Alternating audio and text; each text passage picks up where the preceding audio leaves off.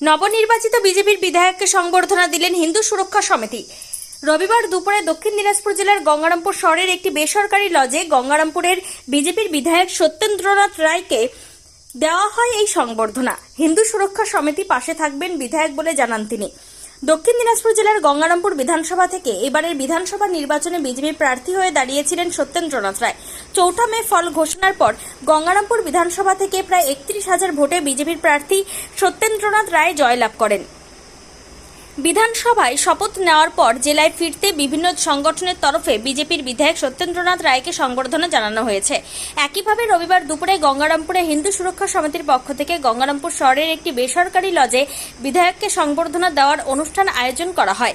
এদিন পুষ্পস্তবক ও উত্তরীয় পরিয়ে গঙ্গারামপুরের বিজেপির বিধায়ক সত্যেন্দ্রনাথ রায়কে সংবর্ধনা জানান জেলার হিন্দু সুরক্ষা সমিতির সভাপতি ব্রজ প্রামাণিক ও অন্যান্য কর্মকর্তারা। এদিনের সংবর্ধনা অনুষ্ঠানে বিজেপির বিধায়ক সত্যেন্দ্রনাথ রায় ছাড়াও বিজেপি নেতা অশোক বর্ধন, বৃন্দাবন ঘোষ, দিলীপ বিশ্বাস, প্রদীপ সরকার সহ আরো অনেকে উপস্থিত।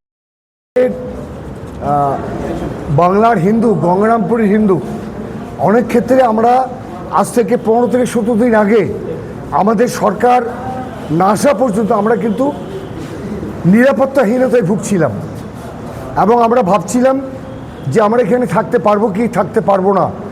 এমন একটা সন্ধিক্ষণে আমাদের এই এলাকার মানুষ, গঙ্গারামপুরের মানুষ, বাংলার মানুষ সবাই একজোট হয়ে, বিশেষ করে হিন্দুরা একজোট হয়ে আমাদের সরকার এনে দিয়েছেন। তাই আমি আমাদের হিন্দু সুরক্ষা সমিতির হিন্দু সংগঠনের যারা এখানে উপস্থিত হয়েছিলেন, যারা আমাদের ডেকেছেন, তাদের একটা কথা বলছি যে সরকার আমাদের চিন্তাভাবনা, আমাদের মানুষের কিভাবে সুরক্ষা দেব, কিভাবে উন্নয়ন করব, মানুষের মঙ্গল করব। তৃণমূল যা করেছে আমরা তা করব না। তৃণমূল ডাকাতি চুরি করেছে, তৃণমূল দুর্নীতি করেছে, তৃণমূল মানুষকে খুন করেছে, আমরা করব না। আমি সে কথাই অনুরোধ করলাম তাদের যে আমরা কিন্তু কেউ অধ্যত্বপূর্ণ যেন না হই। সরকার এসছে আমাদের সকলের জন্য, এই সরকারকে যাতে আমরা বাঁচিয়ে রাখতে পারি এবং এই সরকার যাতে বাংলায় শুধু এবার নয়, যাতে অন্তত 30 বছর বাংলায় থাকে, তার জন্য আপনারা সবাই লড়াই করুন এবং আমরা গোপনে আমাদের সমাজের মানুষের কাছে আমরা সেই কথাটা বলব। 2 নম্বর হলো হিন্দু এবার নিরাপত্তা পাবে, হিন্দু সুরক্ষা পাবে, হিন্দুদের সব স্বার্থ রক্ষা করবে আমাদের সরকার এবং আমাদের মুখ্যমন্ত্রী সেই কথাই বলেছেন এবং সেই স্বার্থ সুরক্ষার জন্য আমরা আমাদের সরকার এবং আমাদের দল আমরা একসঙ্গে মিলে লড়াই করছি।